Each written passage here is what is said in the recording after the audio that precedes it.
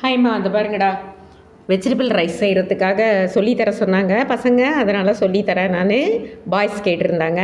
இதை பாருங்கள், உருளைக்கிழங்கு கட் பண்ணி வச்சுருக்கு. வாஷ் பண்ணிவிட்டு நல்லா தண்ணியில் போட்டு கட் பண்ணி வச்சுக்கோங்க. அதுக்கப்புறம் தக்காளி கட் பண்ணிக்கோங்க, கேரட் கட் பண்ணிக்கோங்க, பட்டாணி இருந்தால் அதை வாஷ் பண்ணி வச்சுக்கோங்க. இன்னும் என்ன காய் போடுறீங்களோ, பீன்ஸு அந்த மாதிரி இருக்குதுன்னா அதெல்லாம் கட் பண்ணிக்கோங்க. பச்சை மிளகா காரத்துக்கு, கருவேப்பிலை, கொத்தமல்லி, புதினா எடுத்து வச்சுக்கோங்க. இதை பாருங்கள், இஞ்சி பூண்டு பேஸ்ட் பண்ணிக்கணும். அரிசியை வாஷ் பண்ணி வச்சாச்சு. இப்போ குக்கரில் வச்சு எப்படி தாளிக்கிறதுன்னு சொல்லிட்டு அப்படியே கண்டினியூஸாக வீடியோ போடுறேன், பார்த்துக்கோங்க. இது பாருங்கம்மா, குக்கர் வச்சுட்டு எண்ணெய் வச்சுட்டு அதில் முதல்ல என்ன பண்ணணும், பட்டை, லவங்கம், அந்த பிரிஞ்சி இலை போட்டுடணும். போட்டுட்டு அது இதானதுக்கப்புறமா அந்த பாருங்கள், பச்சை மிளகா, வெங்காயம் போடுங்க. வெங்காயம் போட்டு அதுக்கப்புறமா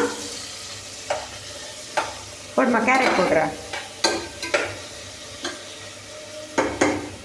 மஞ்சத்தூள் போட்டுருங்க.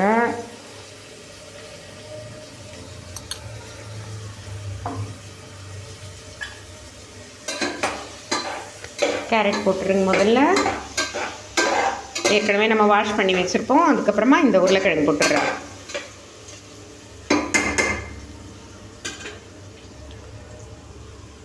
ஏன்னா செய்கிறப்போ வீடியோ எடுங்கன்னு சொல்லியிருந்தாங்க, அதனால் செய்கிறப்போ வீடியோ எடுக்கிறேன். டக்கு டக்குன்னு போட எங்கள் பேத்தி அம்மா பண்ணுறாங்க.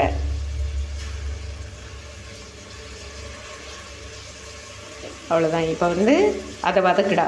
அதை வதக்கிட்டு அந்த கிண்ணத்தை அப்படியே வச்சுரு. நல்லா அதை வதக்கிக்கிட்டே இரு. நான் இஞ்சி பேஸ்ட்டு போட்டு எடுத்துகிட்டு வரேன். எப்போவுமே காய் எல்லாம் வதங்கினதுக்கப்புறம் தான் தக்காளி போடணும். எடுத்த உடனே தக்காளி போட்டோன்னா அடி பிடிச்சிருண்டா. முதல்ல காய் வேகணும் இல்லையா, கொஞ்சமாச்சும் அதில் எண்ணெயில் நல்லா வதங்கினாதான் சூப்பர் டேஸ்ட்டாக இருக்கும். அதுக்கப்புறம் என்னென்ன காய் வச்சுருக்கோமோ எல்லா காயும் ஒன்றா போட்டுடணுண்டா. போட்டுட்டு வதக்கணும். ஓகேவா? நான் எதுவும் போடல, வெறும் உருளைக்கிழங்கு, கேரட் மட்டும்தான் போட்டிருக்கேன். ஓகேவா? நீங்கள் எல்லா காயும் போட்டுட்டு நல்லா வதக்குங்க. அது நல்லா வதங்கினதுக்கப்புறமா தான் தக்காளி போடணும். ஓகேவா? தக்காளியும் அதுவும் நல்லா வதங்கினதுக்கப்புறம் தான் இஞ்சி பேஸ்ட்டு போடணும். சரிங்களா? இப்போது அந்த இஞ்சி பூண்டு பேஸ்ட்டு போட்டாச்சு. கொஞ்சமாக தயிர் ஊற்றிட்டு அதுக்கப்புறமா மிளகாத்தூள் கொஞ்சமாக லைட்டாக போட்டுட்டு அதுக்கப்புறமா கலந்து விட்டுட்டு இப்போ என்ன பண்ணணும், பார்த்தீங்களா எவ்வளோ நல்லா ஸ்மாஷ் ஆகிடுச்சுன்னு பார்த்தீங்களா?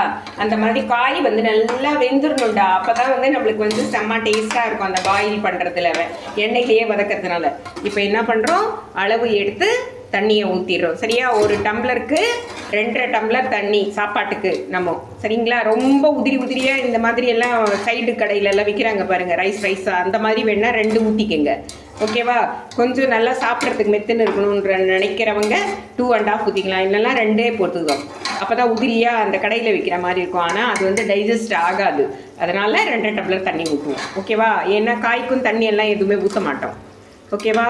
இதை தண்ணி ஊற்றிட்டு தண்ணி கொதிச்சதுக்கப்புறமா ரைஸை கழுவி அதில் போட்டுட்டு சால்ட்டு திட்டமாக போட்டுட்டு அதை பார்த்துக்கிட்டு அதுக்கப்புறமா குக்கர் மூடி வச்சுட்டு 3 விசில் வந்த உடனே இறக்கிடணும். ஓகேவா?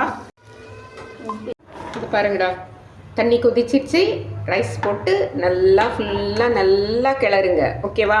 ஏன்னா அப்படியே போட்டுட்டிங்கன்னா காயெல்லாம் அடியில் தங்கிடும். அதனால் நல்லா கலக்கணும். ஓகேவா? கலந்துட்டு அதுக்கப்புறமா குக்கர் மூடி வச்சுடுங்க. விசில் 3 விசில் ஆனோடனே ஆஃப் பண்ணிவிடுங்க. விசில் அடங்கினதுக்கப்புறம் எடுங்க. உடனே எடுத்திங்கன்னா தனித்தனியாக இருக்கும். ஓகேவா? இந்த பாருங்கடா, ரெடி ஆயிடுச்சு ரைஸு, தயிர் பச்சடி. ஓகேவா? கற்றுக்கங்க. லைக் பண்ணுங்கள், ஷேர் பண்ணுங்கள். தேங்க்யூ.